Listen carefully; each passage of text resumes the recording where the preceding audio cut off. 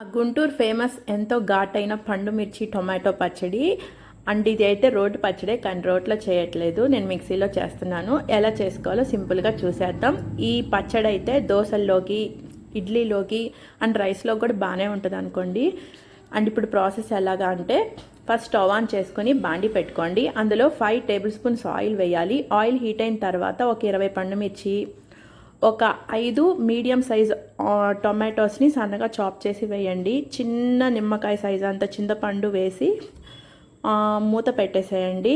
ఈ టొమాటో, పండు మిర్చి, మనం వేసిన చింతపండు మొత్తం మగ్గిపోతాయి కదా. ఈ మగ్గిపోయిన తర్వాత స్టవ్ ఆఫ్ చేసి అది బాగా చల్లారనివ్వండి.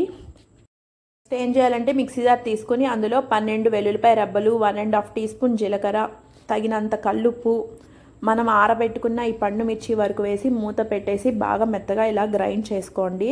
ఇలా గ్రైండ్ చేసుకున్న తర్వాత మళ్ళీ మూత తీసేసి అందులో ఈ టొమాటోస్ చింతపండు ఉంది కదా, అది మొత్తం వేసేసి మళ్ళీ మూత పెట్టి చాలా మెత్తగా గ్రైండ్ చేసుకోవాలి. ఎక్కడ వాటర్ అనేది యాడ్ చేయకూడదు, వాటర్ వేయకుండా ఇలా గ్రైండ్ చేసుకోవాలి. ఇలా గ్రైండ్ చేసుకునే దాన్ని ఒక బౌల్లోకి తీసేసుకోండి. పచ్చడికి మళ్ళీ తాలింపు అయితే పెట్టేసుకుందాం. మళ్ళీ స్టవ్ ఆన్ చేసుకొని బాండీ పెట్టుకొని అందులో ఒక 3-4 టేబుల్ స్పూన్స్ ఆయిల్ వేసుకొని, ఆయిల్ హీట్ అయిన తర్వాత ఆవాలు, జీలకర్ర, కరివేపాకు, కొంచెం ఇంగువ వేసి మొత్తం ఫ్రై చేసుకొని ఈ పోపు అంతా తీసుకెళ్ళి ఆ పచ్చడిలో వేసి మొత్తం కలిసేలాగా కలుపుకోవాలి.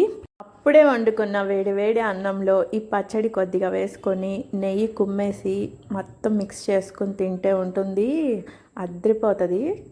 గుంటూరు పండు మిర్చి పచ్చడి వేరే లెవెల్లో ఉంటుంది, ఘాటు అండ్ టేస్ట్ కూడా అద్రిపోద్ది. గుంటూరు వాళ్ళకే తెలుస్తుంది ఈ గుంటూరు పచ్చిమిర్చి సంగతి. గుంటూరు వాళ్ళు ఎవరు చూస్తున్నారో కామెంట్ కూడా చేయండి. అండ్ సబ్స్క్రైబ్డ్ పక్కన బెల్ ఐకాన్ అయితే టచ్ చేయండి. ఆల్, పర్సనలైజ్, నన్ అని 3 ఆప్షన్స్ వస్తాయి. ఆల్ అని టచ్ చేయండి. నేను పెట్టే ప్రతి వీడియో మీకు నోటిఫికేషన్స్గా వస్తాయి. అండ్ ఈ వీడియో ఎవరికైనా యూస్ఫుల్ అనిపిస్తే వాళ్ళకి షేర్ చేయండి, లైక్ చేయండి అండ్ కామెంట్ కూడా చేయండి.